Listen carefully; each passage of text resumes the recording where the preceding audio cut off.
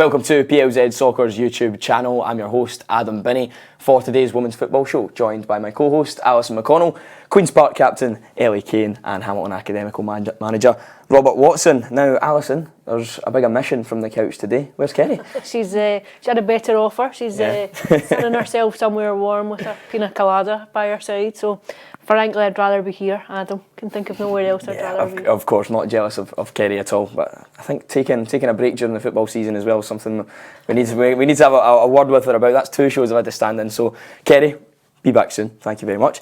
Robert, Ellie, great to have you with us here. We'll start just by talking a little bit about your games at the weekend, Robert. A tough one to take, but against a very strong Rangers side. Yeah, I think we've now played Rangers, Celtic and Glasgow City, so Rangers were very good yesterday. I think probably the big thing that came out yesterday was Rachel Rowe probably coming back in as a very, very good player. Was deservedly the player of the match and gave us a lot of problems in our power running with the ball especially.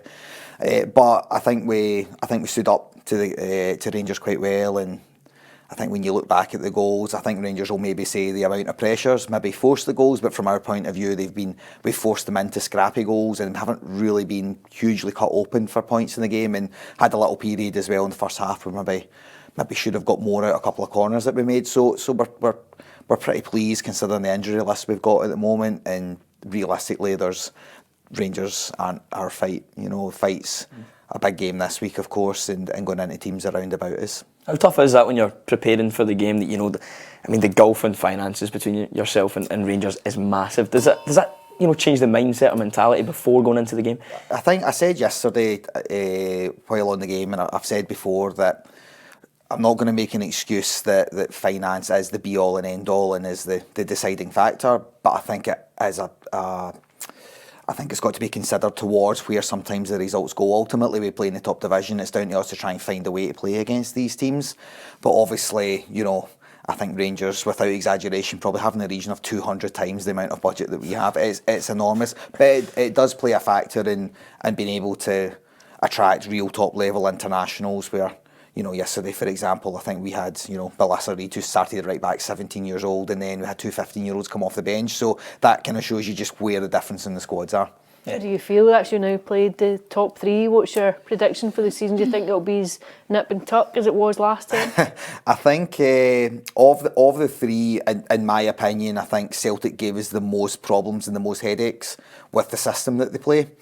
I felt that Glasgow City and Rangers played in front of us quite a lot, and we managed to make them play side to side, which when you're playing the better teams, if you're not getting cut through the middle, then you do your best to defend crosses. But I think Celtic probably have the little edge, in my opinion, at the moment. They're a little bit more unpredictable, and I think they're wide players in 1v1 situations. They're good at taking players on, as well as also finding bounce passes and overlaps and underlaps are very, very good. So for me at the moment, Celtic have the edge, but of course there's a long way to go.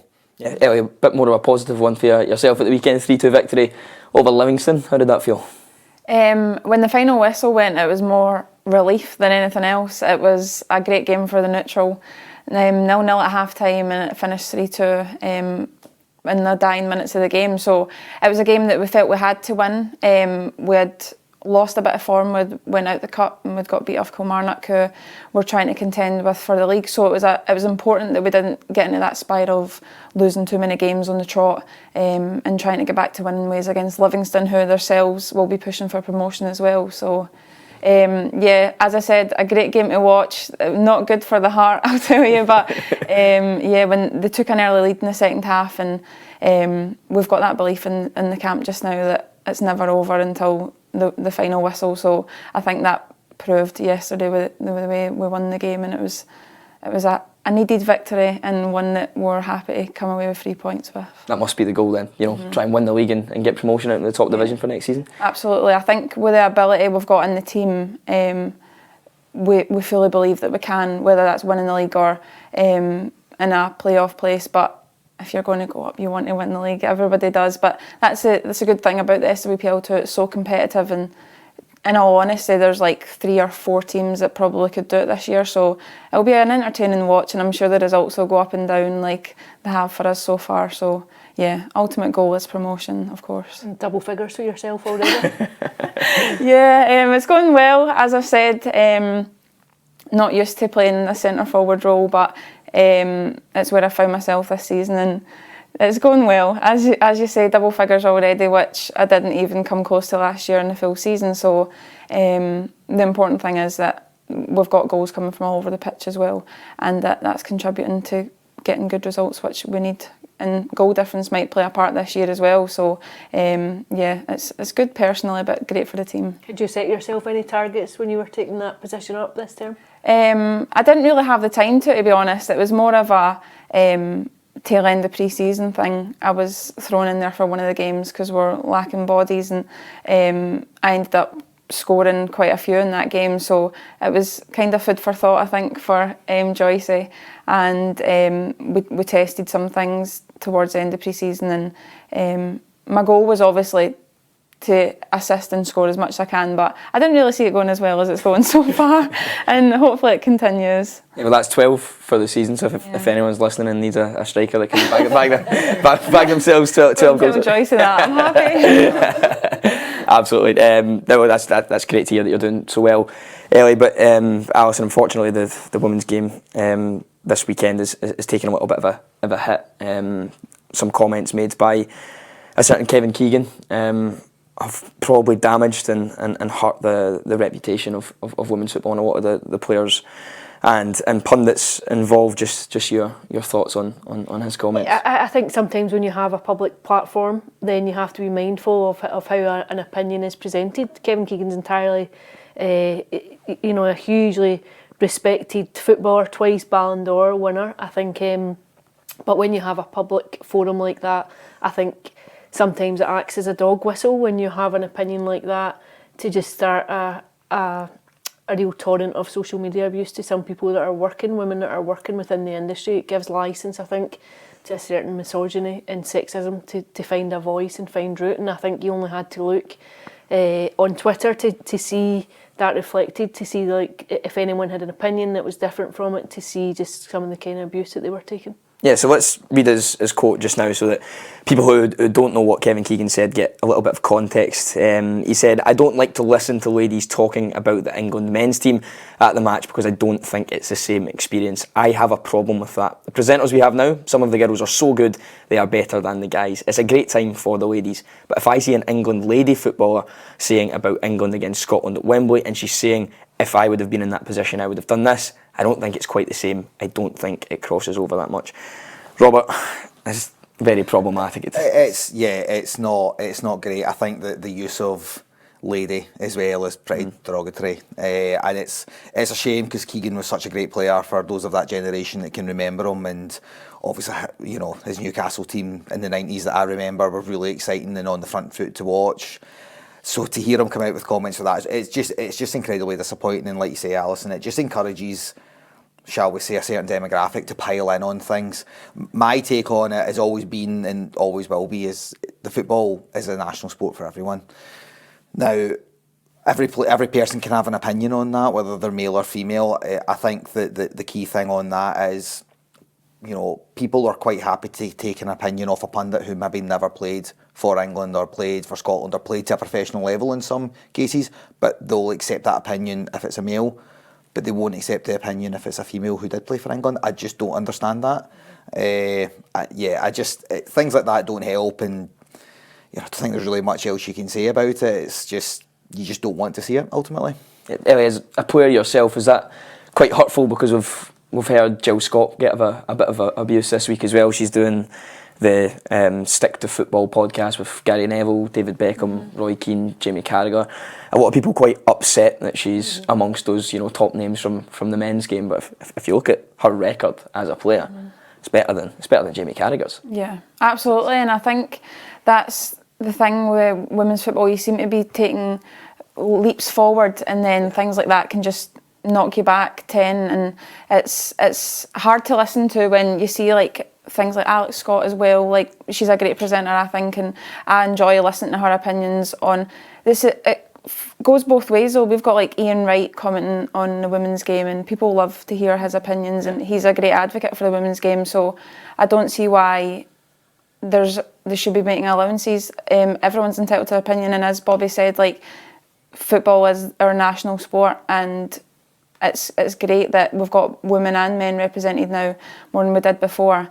And I think the thing with Jill Scott is completely ridiculous, to be fair. Like, even out with her unbelievable record, club and country, she's a great personality as well. She adds so much to that group, and she's got so much insight that I think to disregard that just because she's female is completely ridiculous. And yeah, I was very unhappy when I saw that. I think in all walks of life you get people who are resistant to change, and I think a lot of football fans of maybe yesteryear aren't willing to accept the change in how big women's football is getting, and in general women's sport across other things as well. We see it with other big sports, and the way rugby's taken off for women as well, and things like that.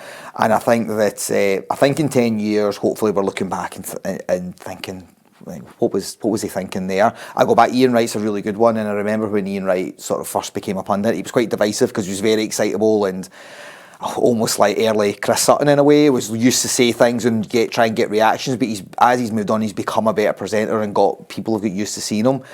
It's just the norm now. People just think, oh, it's Ian Wright, he's a really good presenter, and I do think that will eventually happen over time, with whether it be Jill Scott or the next generation. It could be Ellie Kane sitting there one day. It could be Ellie sitting there one day, just, and it's just, oh well, it's a female player, so what? Who cares? Yeah. I just think we've moved beyond the realms of women having to justify their inclusion at these things. I think we've gone beyond it.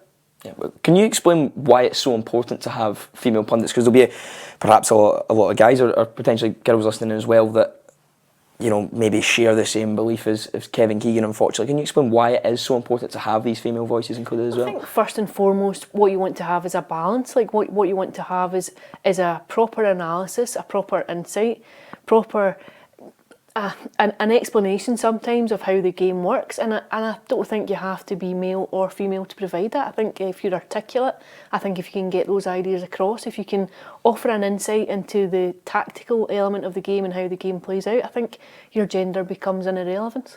Yeah, we'll stick to some of the more negative topics, because during the Women's Super League game at the weekend between Manchester City and Chelsea, Alex Greenwood was shown a red card. Ellie, I'll put this one to yourself as a player. I'm not sure if you've had a chance to look at the incident, but Alex was sent off for supposed time wasting for taking too long to take a free kick. But if you look at the incident, it's a bit of a nonsense, really, isn't it? The incident in itself is ridiculous. She can't argue with the first yellow. 100%, she was late in the tackle, but she knows herself she's on a yellow. If she thought she was on a sugary peg there, I think she wouldn't have took, I think it was just a complete natural reaction. She's letting her team get into position and she's looking for the pass, and the fact that the ref's not even giving her a warning, considering she's already on a yellow, is ridiculous. Like, if she's got an issue with that, a word in the ear, first of all, wouldn't go amiss. And as the game went on, you saw the ref was a little bit, there's nothing worse than a ref that you can't speak to, and I feel like she was getting to that point where it was, if you had anything to say, you were in the book. So it was just a poorly managed game, to be honest. Yeah, but Warren Hemp was booked early for dissent and then sent off right at the end. I think on the Greenwood one, I think it took her 28 seconds or something like that, 28, 29 seconds to take the free kick. But you can see clearly she's pointed to try and play forward. There was nothing on. She's then looked on her shoulder and then decided to play square and backwards. And then the referees just stopped the game. But Ellie hits the nail on it. All it takes is for the referee is to blow the whistle and say, get on with it. That's all it would have taken. And I think we saw the amount of cards in the game and the amount for dissent. I think there is a line between what is time wasted and what is genuinely looking for the ball. Paul Heckenbottom made some interesting comments the other week about playing out from a goal kick. And, that was us yesterday. We looked to try and build. Rangers pressed us actually differently to how we expected they would press us. So we then have to go and kick. But I want my team to try and look for those things, but of course every time there is that line between what is time wasted and what's going. So I think that, if the referee gives her a warning and then books her, Greenwood can't really complain. But I did think it was a bit strange the referee hasn't done the get on with it first. Yeah, let's talk about some more positive things, Alison. This one I'm buzzing about. So EAFC 24 has just come out, formerly known as FIFA. Some people might know it as, the FIFA video game series. We've got our first Scottish female team included. Glasgow City are in it because of their inclusion, I believe, in the Champions League this year. They have the the rights to that, great to finally have Scottish representation in the women's game on a big video game series like this. Absolutely. When you speak about representation, I think it's important for kids that are playing games, not just like for wee girls, but if you've got boys too playing, it's just nice to see that that football is a game for everyone that you can join in. If you want to be Lauren Davidson, you can. If you want to go and emulate and do what kids have done time immemorial, that there's an opportunity there for you to do so. Yeah, Ellie, I think the big change this year to it as well is that female players are now being included in Ultimate Team game mode, which allows gamers to build squads with both male and female in their squad. Is that a positive for you as well? Absolutely, and it's, as Alison said, it's good for the younger generation who they might not even be able to make it to a game, but if they're playing in their house and they can look up to like the likes of Lauren Davidson or like things like that, it's great to have that at their fingertips, and it just develops the knowledge of the women's game as a whole. So it's a great start, and hopefully there'll be more teams added pretty soon. What stats would you give yourself if you added Queen's Park? I don't think mine would be too high. Shooting's 100 clearly at the moment, doesn't it? Yeah, well, I think Glasgow City are included because of their Champions League, not official qualification yet, but that could come this week, Robert. A massive first leg tie against Brann on Wednesday night. I think the draw could have been worse for them. I think they would have, if not publicly said it, I think they would have quietly been fairly happy with it. I think it will of course be a tough game. I think being at home first is key. Taking a win, taking an aggregate lead out back out to Norway is going to be big for them. Obviously they had a loss to Celtic last week. I think, haven't seen the full game, but in bits, I think Glasgow City definitely felt they were the better side for larger periods of the match. Ultimately, it's about scoring first. If they can score first, then at home, I think you kind of fancy them to kind of go on and get a 2-0 to take out to there, and then they're in a fantastic position. But I think for our game, Rangers got close last year against Benfica, who were a really good side. For Glasgow City, if they actually made the group stages itself, it would just be tremendous for the game at the moment. I think after probably the disappointment of the Belgium game for the national team, after doing so well against England and probably being unlucky not to come away with something, I think that would maybe give us a wee shot in the arm, just to remind that we can as a nation compete on the international stage and in the European stage. And you touched on that defeat to Celtic, so we can hear from the manager Leanne Ross speaking after that game. Yeah, of course, you get yourself back in the game and there's no long to go. Disappointed with the goal that we lost in the end to lose the game. Yeah, I was pleased with the response in terms of how we dug in for each other, but just fell at the final hurdle in terms of losing that goal late on. Well, you're not going to be happy getting a red card, are you? But she's a good kid, she'll bounce back. She's been great since she's come in and we've been really happy with her performance. Even tonight I thought she was one of the best players on the park. It's just unfortunate that she's got that red card. Alison, Leanne mentioning that she wants to bounce back, that they did at the weekend. Yeah, a 3-0 win over Spartans. I think they needed that. I think they needed a win to take into Wednesday night's game at Petershill. I think I thought there was very little between Celtic and Glasgow City on Thursday night. I thought Celtic probably had the best of it in spells, and then I thought the second half was fairly even. But that's quite a big gap at this point in the season. They're 5 points behind Celtic. There's only 2 points between Celtic and Rangers.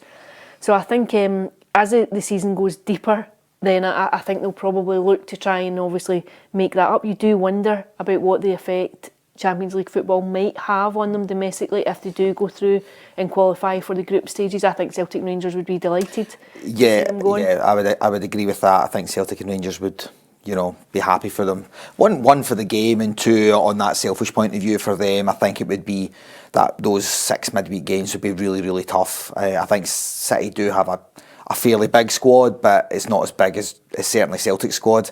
I think that obviously they signed again over the close of the window, and I think that would be the issue for City is being able just to deal with for how tough those games could be on a Wednesday night, for then dealing with the Sunday game, especially against teams around about them. But even yesterday, Spartans have shown over the years that they're a club that they've got the players that can pull out a result where sometimes they aren't really expected to. And I think the league is moving more towards that. So Partick Thistle winning yesterday, sort of clung on for long periods, but managed to get the result. Yeah, and then even then you look down Montrose, that's a great result for them. A big game for us next week against them, but coming back from 2-0 down. So it's good to see that surprises can happen within the league, and that just shows that the league is getting better. Yeah, let's take a look at those results you were touching on there. Robert, we can bring them on screen for you just now. Of course, Hamilton 0, Rangers 6, spoke about that earlier in the programme. Hibs 0, Partick Thistle 2, Dundee United beating Aberdeen 3-2. 6-0 win for Celtic over Motherwell. 3-3 draw between Montrose and Hearts. Great result for Montrose, and in Glasgow City getting back to winning ways with a 3-0 victory over Spartans. Ellie, can Glasgow City do it on Wednesday night? Do you back them to make the group stages? I do back them, yeah. I think they've got the ability there.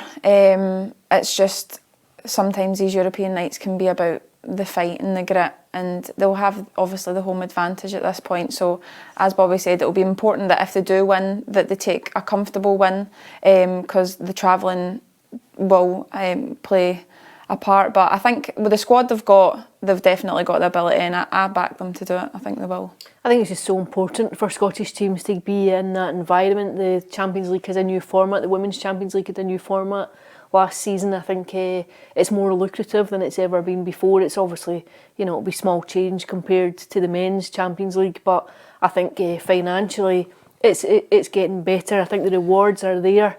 I think roughly it's around £1 million. Yeah, the other thing as well is with for those that don't know, UEFA make payments then to the top league based on where it happens in the men's game as well, how far clubs get. So the top teams got a payment based on where Rangers, Celtic and Glasgow City have finished over the last couple of years. That's only come in since 2022, I think, 2021 maybe. So if for Glasgow City to get to the group stage, that's one, it's progress for our teams in Europe to get to the group stage proper with the new format that it's in, and it's a massive financial boost to a lot of the clubs into the game itself. So yeah, from every club, that's why we want our teams to do well in Europe, regardless of who it is. You see, everyone wants Glasgow City to do well, so we would like everyone to go and support them. So there are still tickets available for the match on Wednesday night. You can head over to Glasgow City's website to purchase tickets, or you can head over to their social media pages to be directed towards ticket sales. It'd be great to get a strong crowd along and back the girls for such an important game for the club and for Scottish women's football as a whole. Now let's take a look at the league table. We've spoken about the results from last weekend, so let's go through the league table. As Alison mentioned, Celtic now top of the table on 27 points, open up a 2-point lead on Rangers and a 5-point lead over Glasgow City. Partick Thistle now up to 4th in the table, Hibs and Hearts dropping to 5th and 6th respectively. Aberdeen in 7th, Motherwell 8th, Spartans 9th, and then completing the bottom three is Dundee United on 7 points in 10th. Huge point for Montrose to remain in 11th spot, and Hamilton still in 12th position. Now, a massive week ahead for Scottish women's football, and we'll return to more big games again next weekend. Got Ellie's thoughts on it, Alison? Do you think they're going to do it? In terms of Glasgow City, I think the home leg is key. I think coming out with a positive result, depending on what that is, I think sometimes a 2-1, even a 2-0 can be quite a difficult scoreline to take away. I think they should have enough. I think, and what you forget about Glasgow City too is that they've got a tremendous experience of European football. Twice made it to the quarter-finals of the Champions League. I think that spine of their side, a very experienced side, the likes of Hayley Lauder and Mairead Fulton in there, I think will be really key to going on and trying to make the progress. But I think they do have the quality to make it. Yeah. I think they've got internationals now across the team. Even looking at players like Amy Muir was away with the under-23s. So that level of experience, that's where they've maybe got a little bit more than they maybe had in the last couple of years. Just those players have now got those games at that level and played a little bit more. Ultimately, though, that they're looking to, whether Hayley will make it or not, we'll see. Against us in the midweek, she was back running and stuff. So she's a big player. She's very, very experienced. Like I say, it's about scoring first. I think if they can take a win over, it gives them something to cling on to when they will inevitably hit a difficult moment when you play away from home, and that gives you something to hang on to. But there's been plenty of dramatic moments in Glasgow City in Europe over the years, especially at Petershill, and yeah, I wouldn't rule out another sort of crazy game at home. It's not a venue I'm massively fond of, but there's something about that place for Glasgow City on a European night. When they get a crowd in there, it is a very noisy place. But hopefully they can do it and take that result over. Let's get some score predictions in them. What do you think? Just take the first leg in isolation. I'm going to go Glasgow City to win 2-0. I'm going to say 2-0. Just to be different, I'll say 1-0. Perfect. Well, we hope the girls can absolutely do it and bring some success and hopefully Champions League group stage qualification back to the Scottish women's game. Unfortunately, that's all we have time for today. Robert, Alison, Ellie, thank you very much for joining me. I thoroughly enjoyed my debut on the Women's Football Show, but next week back to normal. We'll have Kerry back from our Sun Lounger to take care of you all again next Tuesday.